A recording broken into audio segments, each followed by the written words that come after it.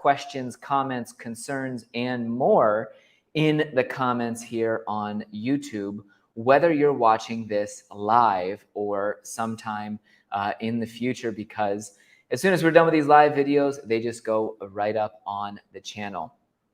Every Friday at noon, I am live with great Costa Rica information, so do be sure to subscribe to my channel, like it, do whatever you need to show Costa Rica Matt your support. I truly appreciate it. And if you want to get in touch with me directly, if you're considering investing in Guanacaste, do be sure to email me at this address right here, matt@cbpacificrealty.com. Like I said, today, our main topic, the reason we're gathered, is going to be that we are discussing Costa Rica real estate vocabulary. We'll go over the simple terminology you need to know about signage. We'll go over the different people we're talking about, Abogado versus Notario, Publico, what the heck is that? We'll also talk about some different government terms, basically the ministries and the entities that you'll need to know the words for. And finally, we'll end up talking about the legal documents and their Spanish term here in Costa Rica. But before we get to that, just a quick word from myself. Greetings from Costa Rica. My name is Matt Rosensteel, also known as Costa Rica Matt. This is my YouTube channel where I talk about everything related to moving to Costa Rica. Greetings from Costa Rica. Welcome to my new exclusive listing here in Guanacaste, Costa Rica. Here in Costa Rica, Playa Junquial, Playa Tamarindo, Costa Rica real estate, a pura vida lifestyle. What the heck? Just kidding. So whether you're interested in buying real estate in Costa Rica or you just want to learn more about this beautiful country, do be sure to subscribe to my channel. Thanks very much for watching. Who out there has seen a confusing Costa Rica real estate term and wants to ask for more information about it? Feel free to submit what you would like to see in the comments of this chat. Today we'll be answering your questions and covering the most important Costa Rica real estate terms that you're gonna see in the market. Let's get rolling here. First and foremost, talking about signage in Costa Rica. Can anybody hear me now? Everybody's on? We're good to go? I think my audio dropped out at a certain point. Yeah.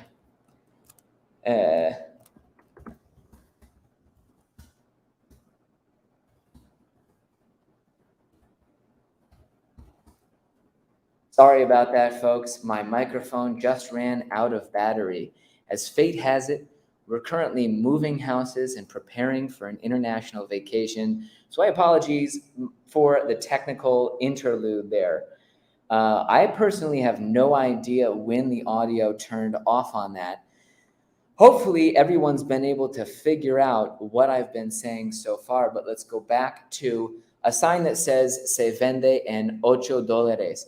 Or you might see a price in colones. Se vende like this. Se vende 10,000 colones. And this sign is not giving some kind of miraculously low price for the piece of real estate. Here, the seller is always referring to the per square meter price of their land.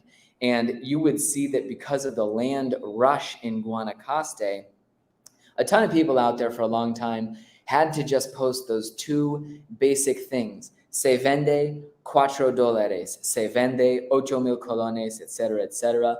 And all of that was just to present the per square meter price of land so that people driving around could pick out where they wanted to stop and ask about farms. Now let's talk a little bit about the people involved in your real estate transaction and the vocabulary associated with them. So in Spanish, We'll do a quick quiz here.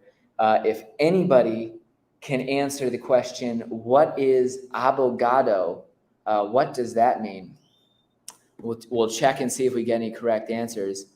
I had planned to make this joke, but anyhow, abogado is basically the person who gets paid more for doing less work than everybody else in the transaction. Abogado in Spanish is lawyer. And of course, if you had a female attorney you were working with, you would be speaking about an abogada. Generally speaking, in Spanish, yes, abogados, you have to have one to complete a Costa Rica real estate transaction. But what you really need is a notario publico, or rather a notaria publica in the case that it would be a woman. In Costa Rica, abogado, yes, it means lawyers.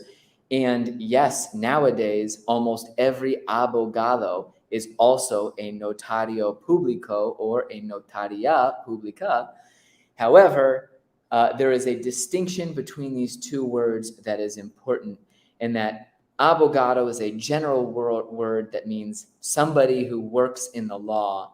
The notario publico in Costa Rica is a lawyer who actually has the public ability to file things like transfer deeds and other important legal documents that affect the National Registry. You will see the terms used almost interchangeably here, abogado and notario publico. However, you don't have to be concerned that this should be two different people. It's one in the same person. Your abogado is also a notario publico, and really the person that you need for this real estate transaction is the notario publico. Let's move on to another word. A word that sounds like an English word. I forget that's not a homonym, but anyhow, topografo, your topographer, or really how I would translate it is going to be your surveyor. In Costa Rica, your topografo is somebody who is a nationally certified individual to carry out land surveys. And one of the things that they are going to have to do for you is going to be, just a second, topográfica, is going to be your inspección topográfica. And we're actually missing two tildes there. No problem, though. I don't think I'm going to get criticized for that. The topógrafo does the inspección topográfica, which is your survey report, where they're going to look at your nationally registered land survey, which is a term we'll get to later, and they will verify its boundaries. I'm realizing as we go along here, there are more words that I want to include so that we cover our bases today on our real estate vocabulary forum. Another term that's very interesting to discuss, you've got your topografo, which is your surveyor. You might also go looking for a home inspector in Costa Rica. And a home inspector, as I've mentioned in a previous broadcast, is, it's a position that doesn't exist in the same capacity that it does in the US or Canada. If you were looking for a licensed and nationally certified individual in Costa Rica who could look at your house and tell you what they see, you'd actually be looking for an Ingeniero Civil, or again, in the feminine case, Ingeniera Civil. This is the word, rather than inspector, that you would use to try and find the closest thing to what a Costa Rica home inspector would be. Now, yes, there are actually North American home inspectors who are down here in Costa Rica. You're calling them and you're saying, hey, Mike, or hey, Alex, I need a home inspection. But if you're looking in Costa Rica, that would actually be the closest thing to a home inspector that we have here. By the way, I wanted to mention, we won't go away with only just boring vocabulary information. We will eventually have a tour of what I feel is one of the best opportunities in Guanacaste to live at the beach in a 2-bedroom condo before we go.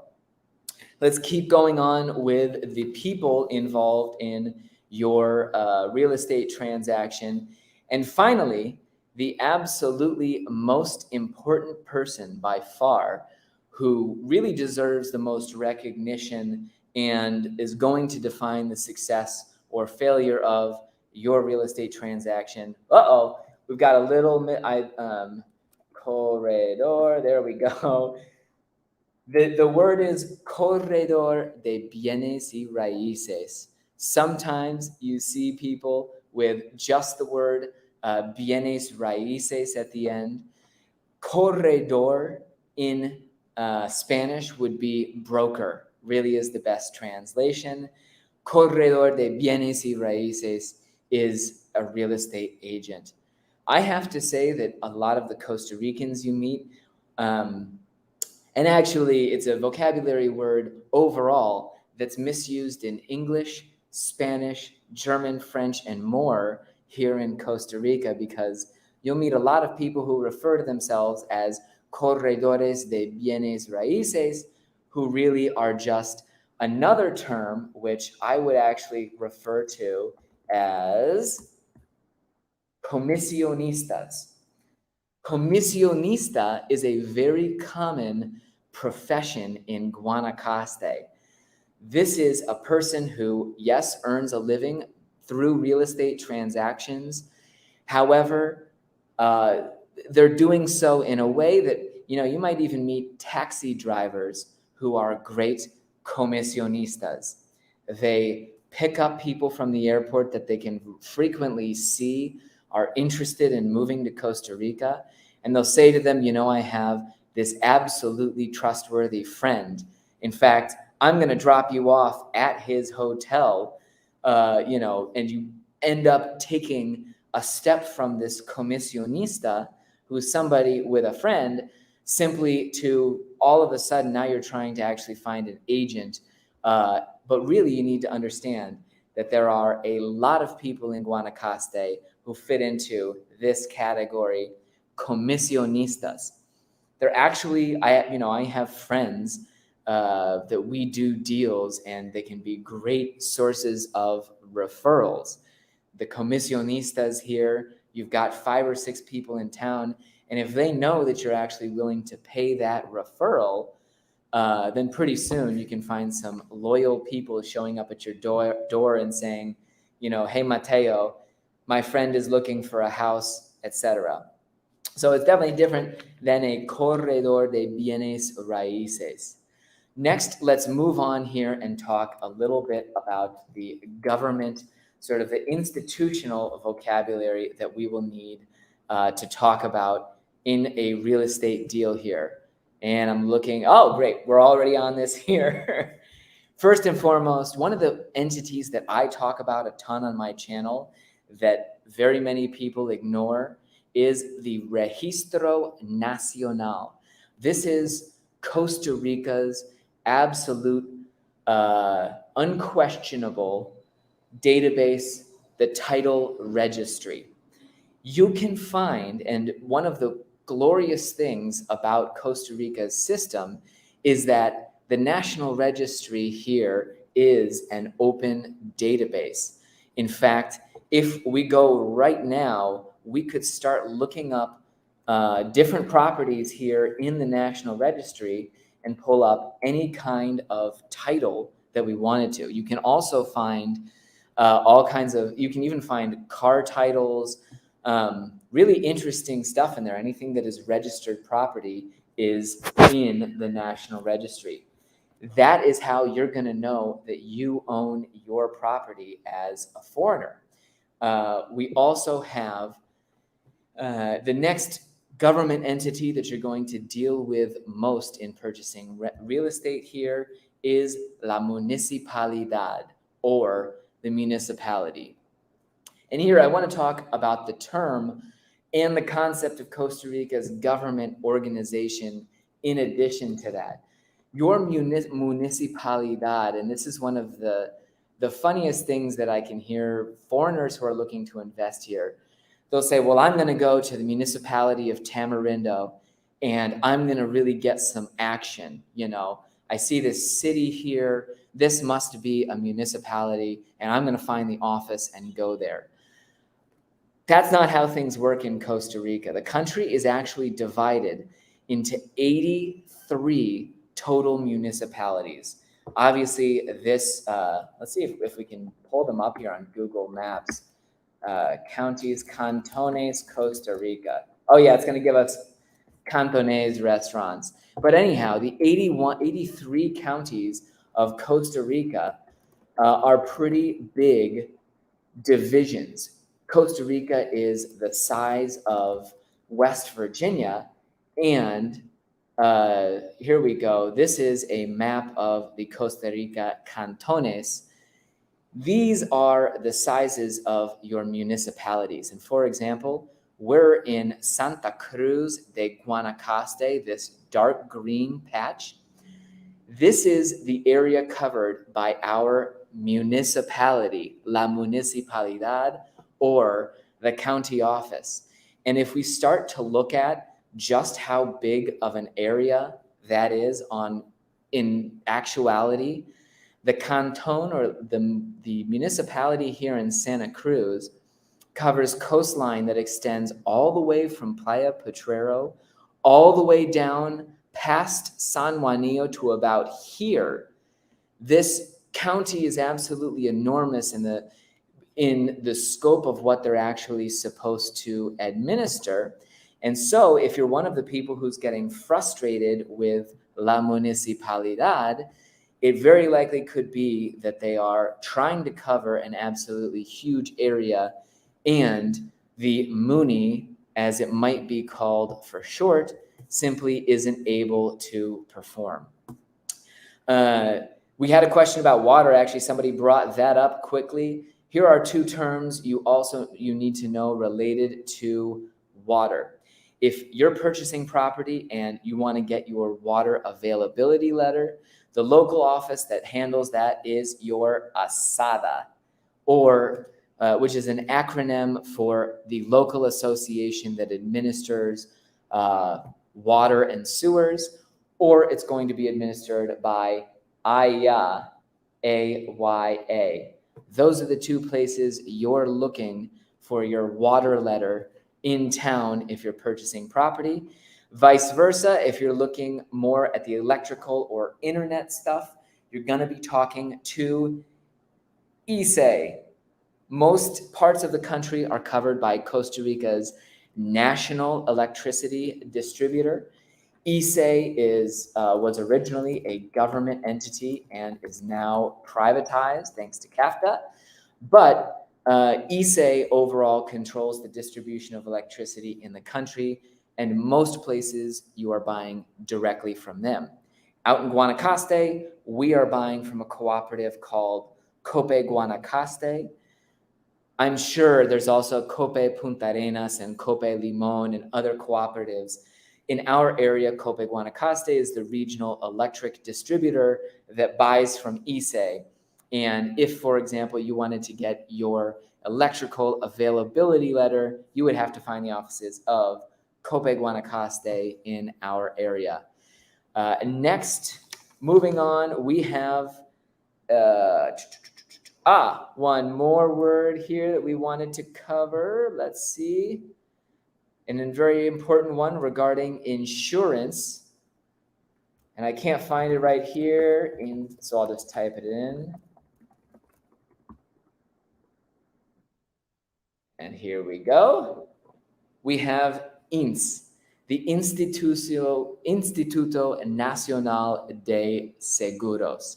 This is the country's insurance provider, or rather the primary home insurer that you would likely be talking to if you were going to insure a home that you were buying.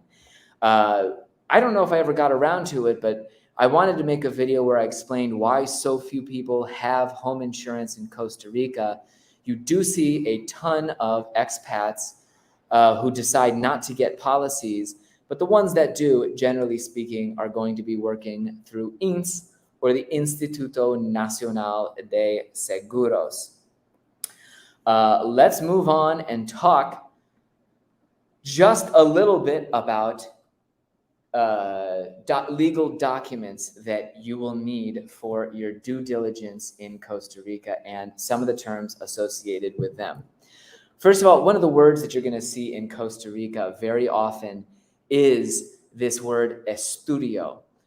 Yes, estudio can mean study or a review. For example, we called there was an inspección topográfica earlier. You could also call it an estudio topográfico. But however, you also see this word used very often in Costa Rica to mean, in a sense, a certification. And importantly, for certifications that really matter for the due diligence process through buying property. First and foremost, you have the Estudio Registral. This is, if you wanted to try and literally translate it, yes, it's a registry study. But in that sense that the word is a certification, an Estudio Registral is going into the registry and printing out the title as of a certain moment. And you can have estudios of other things that give you sort of the current status or current certification of what's going on with a property. In addition to the Estudio Registral, which is the title where you will see all of your information, you will also need to produce an Estudio de Uso de Suelo, or rather, to purchase land or to purchase a property here, you will have to obtain an Estudio de Uso de Suelo. This document, yes, again, it's more of that sort of certification sense of the word. You've got, basically, it is a time-sensitive document that the municipality will have to issue stamped saying this is the current date and this is what you can do. And what the Estudio de Uso de Suelo actually does is it says this is the current permitted land use for this particular piece of property. And Estudio de Uso de Suelo can be very basic, and very often all it will say is that this land has no other restrictions, but you definitely need to obtain that document during due diligence, regardless of whether you're getting, there are many cases where it would also be appropriate even if you're buying existing construction, because you want to make sure that the existing construction was in line with the permitted uso de suelo. Next, let's move on to another word that you've probably heard here. And actually, don't worry about it, Dimitri, I got it. Equals survey. So one of the things, you've got another document you'll need to obtain for any property, which is the Plano Catastrado, or the registered survey for a property. This doesn't only apply to the cases where you have a land. Homes and condos also have planos catastrados. And in the cases, I'm going to try and pull up the title of a property here that we can review together. But on every title in the Registro Nacional, or the National Registry, you will see whether or not a deed has an associated plano catastrado. There are actually plenty of properties in Costa Rica that do not have the plano catastrado registered on the title of a property. So if you, for example, you're looking at your Estudio Registral, which is your title registry certification, and when it says plano, it says no se indica o no existe, you don't necessarily have to panic and think, oh, this property doesn't have boundaries. It's simply that no one had registered the plano with the National Registry. And yes, you do see that frequently. I've had condos sell that don't have a plano. We've had plenty of situations where you don't actually see that. I do want to mention, I've got two more quick terms we want to get to. First, I wanted to mention, folks, if you haven't done so already, if you want to take an amazing virtual trip to Playa Junquillal and check out virtual real estate, all of my 3D tours are now going to be available here on CostaRicaMat.com. Again, it's as easy as you heard, CostaRicaMat.com. You can enter our 3D world here in Guanacaste, where you can also go and visit all kinds of amazing listings, like here at Villas Venado. We actually have a condo for sale that I wanted to touch on. At Villas Venado, you're about as close to the beach as you can possibly get without being in concession land. The beach is about 400 meters down this way. Currently, we have a condo for sale in the complex that actually is down on this end, right here. Chris Muller, if you watch my YouTube channel, had just purchased this condo down here at the very far end. We have condo number 2 still for sale here. I'm trying to figure out now, how do I get back into the condo? I think I got lost. But anyhow, let's go back in. Ah, yes, here we are, down on the porch. These condos have massive floor plans. They're 1,450 square feet. This particular condo actually has new furniture and new paint since we created this 3D world. It looks really nice and fresh in there, and they're asking $298,000 for the condo. The reason I mention this is that really in Junquillal currently, it's one of my absolute top picks if you want to move down to paradise and be a part of what you're looking at here. So again, if you log on to CostaRicaMat.com, you launch the tour, you'll be able to visit our 3D world here. You can take drone flights, you can enjoy sunsets, you can just sit above and watch as the surf comes in. It's a really cool little place, and if you'd like to join us virtually, do be sure to visit CostaRicaMat.com. And without further ado, we'll get back to our last 2 real estate terms that I want to cover here. First of all, an important one are going to be your linderos. When you're buying a property, you'll see that everything has linderos. Those are your neighboring properties.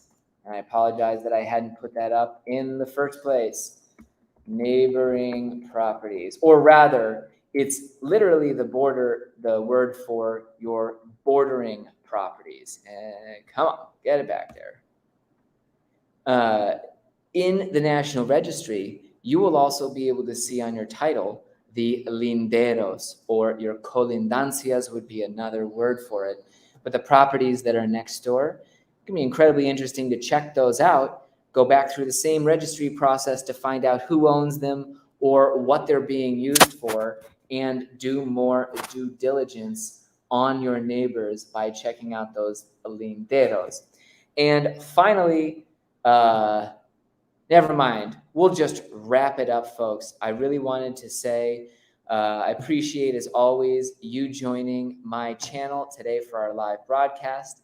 We will be back next Friday, once again, live at noon. Take care, pura vida, and hasta la próxima.